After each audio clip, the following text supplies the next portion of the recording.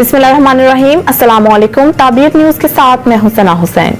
डेरा lawyer में चीनी का बहरान संगीन हो गया। फी किलो चीनी की कीमत ने डबल सेंचुरी क्रॉस कर ली। सिंध से बलूचिस्तान को चीनी की तरसील बंद होने से जाफराबाद के शहर डेरा लयार में चीनी का संगीन बहरान पैदा हुआ है। होलसेल्स के पास चीनी का स्टॉक खत्म होने के बाद आम दुकानों से चीनी गायब हो गई। अंजुमन ताजरान ने सिंध पुलिस और महकमा खुराक पर भत्ता वसूली का इल्जाम आयद कर दिया। अंजुमन ताजरान के नायब सदर अब्दुल हमीद हांदी ताबीर न्यूज से बात करते हुए क्या बताया, आइए आपको सुनवाते हैं। डेरा लयार में चीनी इस टाइम पे अवेलेबल नहीं है और ये हमारे इंतजाम है कि नाकिस पॉलिसी की वजह से पहले भी हमारे ताजर जकाबा से चीनी ला रहे थे, थोड़ी बहुत ला रहे थे रक्षों पे, वो भी हमें मैडम साहब जो एसपी साहब है उन्होंने जब्त करके कस्टम के हवाले की। रक्षों पे वो 10 मंगनी नहीं होती। अभी जकाबाद से चीनी नहीं आ रही, जकाबाद में उधर भी चीनी नहीं है, ना हमारे सोबतपुर में है ना सोबत इसमें उस्तामौज में है। आज तो चीनी किसी दुकान पे नहीं है। वो 180 में भी चला रहे हैं, 190 में भी चला रहे हैं। क्यों चीनी नहीं आ रही में? कल जकाबाद में 10,000 में 50 किलो बिक रही थी चीनी, मतलब 200 रुपये में जकाबाद में मिल रही थी। तो शहर है, दुकानदार पे ऊपर चलाएंगे। ये चीनी इस टाइम है नहीं, अगर किसी के पास है तो गलत पे चला रहे हैं। कल भी जकाबाद से एक बंदा दुकानदार वो लेके आया 10,000 में, मतलब 200 में उसको पड़ गई तो 220 में चला रहा है। लेकिन चीनी परसों हम चला रहे थे 150 रुपये किलो, अचानक चीनी बढ़ गई। चीनी हो सकता है शार्ट हो गई है, चीनी आ नहीं गई। अच्छा, जो मिल से आती है 20 रास्ते में चौकियाँ हैं, वहाँ तंग करते हैं, इसलिए जो होलसेलर है उन्होंने चीनी मंगवानी बंद कर दी। अभी चीनी किसी दुकान पे नहीं है। नसीराबाद के शहर डेरा मुराद चमाली में अवाम और दुकानदार इंतजामिया के खिलाफ सरापा एहतजाज बन गए। टायर जलाकर सिंध बलूचिस्तान कौमी शाहराह ब्लॉक कर दिया। डेरा मुराद चमाली में इंतजामिया की तजावजात के खिलाफ कार्रवाई के बाद अवाम और दुकानदारों ने इंतजामिया के खिलाफ शदीद एहतजाज शुरू कर दिया। सैकड़ों अफराद ने मेन बाजार में सिंध बलूचिस्तान कौमी शाहराह पर टायर जलाकर हर किस्म की ट्रैफिक बंद कर दी, जिसके बाद से दोनों तरफ से गाड़ियों की लंबी कतारें लग गई।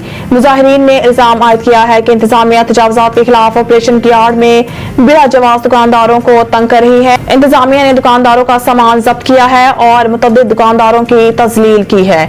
अवाम का दुकानदारों का एहतजाज जारी है। ट्रैफिक बंद होने से मुसाफिरों को सख्त मुश्किलात का सामना है। जब माशाल्लाह लगते हैं तो हथियार फेंक देते हैं, पार्लियामान कुछ करें तो सबको हलफ याद आ जाता है। चीफ जस्टिस काजी फाइज ईसा ने ओहदा संभालने के बाद supreme court practice and procedure act को फुल कोर्ट के सामने समाअत के लिए मुकर्रर किया और अदालत उस्मा की तारीख में पहली बार समाअत को बराह रास्त नशर किया गया। सुप्रीम कोर्ट में चीफ जस्टिस पाकिस्तान काजी फाइज ईसा की सरबराही में फुल कोर्ट दरख्वास्तों पर समाअत कर रहा है, जिसमें समाअत के आगाज पर चीफ जस्टिस ने कहा कि हमारी कोशिश होगी आज केस का अख्ताम करें, एक केस को ही लेकर नहीं बैठ सकते। सुप्रीम कोर्ट में पहले ही बहुत से केस ज़ेर-ए-इल्तवा हैं। दौरान समाअत चीफ जस्टिस ने कहा कि आज इस कानून का असर बलखसूस चीफ जस्टिस और 2 सीनियर जजेस पर होगा। अख्तियारात को कम नहीं बांटा जा रहा। इस कानून का इतलाक आइंदा के चीफ जस्टिस पर भी होगा। चीफ जस्टिस का इख्तियार और पार्लियामेंट का इख्तियार आमने सामने है।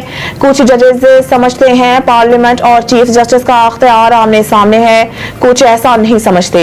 जस्टिस काजी फाइज ईसा ने कहा कि आप सब ने अपने जवाबात कलम बंद कर दिए हैं। हमारे सामने अटॉर्नी जनरल और सीनियर वकील हैं, सबको सुनेंगे। नवाज शरीफ किसी डील के तहत वापस नहीं आ रहे। राना सनाउल्लाह लाहौर में प्रेस कॉन्फ्रेंस करते हुए राना सनाउल्लाह ने कहा कि पाकिस्तान को इस आजमूदा लीडर की जरूरत है जो मुल्क को मुश्किलों से बाहर निकालने, इसलिए मुस्लिम लीग नून की दरख्वास्त पर नवाज शरीफ जमात को लीड करने आ रहे हैं। वो 21 अक्टूबर को वतन वापस आ रहे हैं। मीनार पाकिस्तान पर इस्तकबाल और खिताब होगा। मुल्क भर से लोग 21 अक्टूबर को मीनार पाकिस्तान पहुंचेंगे। लाहौर नवाज शरीफ और मुल्क भर से आने वाले लोगों की मेजबानी करेगा। उन्होंने कहा कि नवाज शरीफ 21 अक्टूबर को उम्मीद को यकीन में बदलने के रास्ते का तयन करेंगे। वो 21 अक्टूबर को शाम 5:30 बजे लाहौर पहुंचेंगे। उनकी हिफाजती जमानत के लिए कानूनी टीम ने तैयारी मुकम्मल कर ली है। नवाज शरीफ हिफाजती जमानत लेकर अदालत के सामने सरेंडर करेंगे।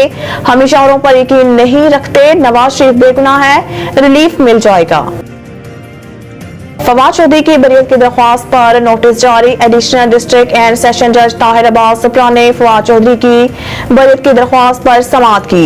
वकील फैसल चौधरी के जरिए दायर बरियत की दरख्वास्त में मौकफ अपनाया गया है कि फवाद चौधरी के खिलाफ मुकदमा सियासी बुनियादों पर बनाया गया। मुकदमा में कोई सबूत नहीं और न ही FIR में लगाई गई दफात का इतलाक होता है। चालान में बुनियादी नोयत के सबूत भी नहीं हासिल किए जा सके।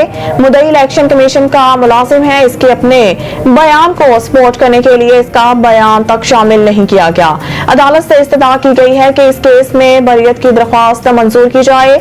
अदालत ने फवाद चौधरी की बरियत की दरख्वास्त पर फ़रीक़ीन को नोटिस जारी करते हुए समाअत 21 अक्टूबर तक मुलतवी कर दी। सिंध हाई कोर्ट का उस्मान डार की गुमशुदगी का मुकदमा आज ही दर्ज करने का हुक्म। सिंध हाई कोर्ट के जस्टिस नेमतुल्लाह फरबूटो ने PTI के रहनुमा उस्मान डार की गुमशुदगी से मुतालिक दरख्वास्त की समाअत की, जिस दौरान बैरिस्टर अली ताहिर ने बताया कि अदालत ने गुज़िश्ता समाअत पर उस्मान डार की गुमशुदगी का मुकदमा दर्ज करने का हुक्म दिया था। वकील के बताने पर अदालत ने बरहमी का इजहार करते हुए पूछा कि उस्मान डार की गुमशुदगी का मुकदमा दर्ज क्यों नहीं किया गया। अदालत ने कहा कि पुलिस आज ही उस्मान डार की गुमशुदगी का मुकदमा दर्ज करे। मुकदमा दर्ज होगा तो तहकीकात होंगी और सब सामने आ जाएगा। अदालत ने पुलिस को मुकदमा दर्ज करके 18 अक्टूबर को रिपोर्ट पेश करने का हुक्म दिया और सेक्रेटरी दाखिला सिंध से भी 18 अक्टूबर को तहरीरी जवाब तलब कर लिया। मज़ीद न्यूज़ और अपडेट के लिए देखते रहिए ताबीर न्यूज़।